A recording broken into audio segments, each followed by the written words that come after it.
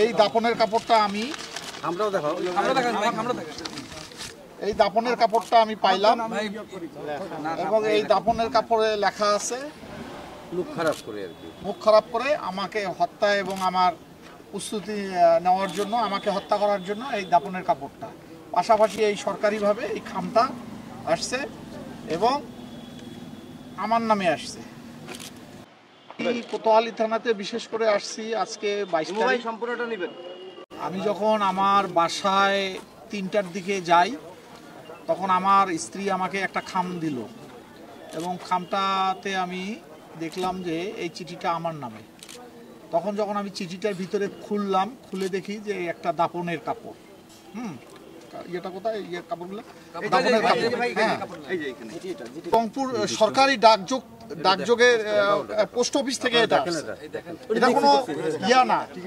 হ্যাঁ, এই যে স্টাম্প তো অবশ্যই, কেননা আমি রংপুর জেলা যুবলীগের কনভেনার মরার পর থেকে আমি এই মরা যুবলীগটা, যেটা যুবলীগের অস্তিত্ব ছিল না, সেই যুবলীগকে আমি দাঁড় করিয়ে একটা সুষ্ঠু সম্মেলনের মাধ্যমে এই কমিটি হয়েছে। সেখানে আমি হয়তো বা রাজনীতি বলছি যে আমি জেলা যুবলীগ করবো না বা অন্য কিছু করব।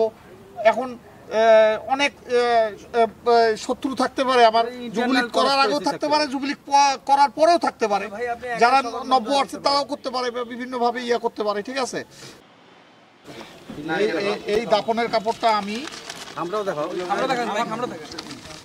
এই দাপনের কাপড়টা আমি পাইলাম এবং এই দাপনের কাপড়ে লেখা আছে মুখ খারাপ করে আমাকে হত্যা এবং আমার প্রস্তুতি নেওয়ার জন্য, আমাকে হত্যা করার জন্য এই দাপনের কাপড়টা, পাশাপাশি এই সরকারিভাবে এই খামটা আসছে এবং আমার নামে আসছে। কিন্তু আমি পরবর্তীতে এই খামের পর্যালোচনা করি, এই খামে যে প্রয়োগ ছিল তার ঠিকানা ভুল এবং তার নাম্বার ভুল। তো এই কারণে আমি কোতোয়ালি থানায় নিজে হাজির হয়ে জিডি নাম্বার 1890 আমি একটা জিডি করলাম এই আমার প্রাণনাশকের হত্যার জন্য, হুমকি দাতার জন্য। বিশেষ করে আমি বলবো যে রংপুর শহরে আমার কোনো শত্রু নাই। আমি সকলকে ভালোবাসি, সকলে আমার বন্ধু, সকলকে আমার ভালোবাসার অফুরন্ত আছে এবং আমি মেট্রো চেম্বারের পরিচালক, রংপুর মেট্রো চেম্বারের পরিচালক এবং আমি জেলা যুবলীগের সাবেক সদস্য ছিলাম।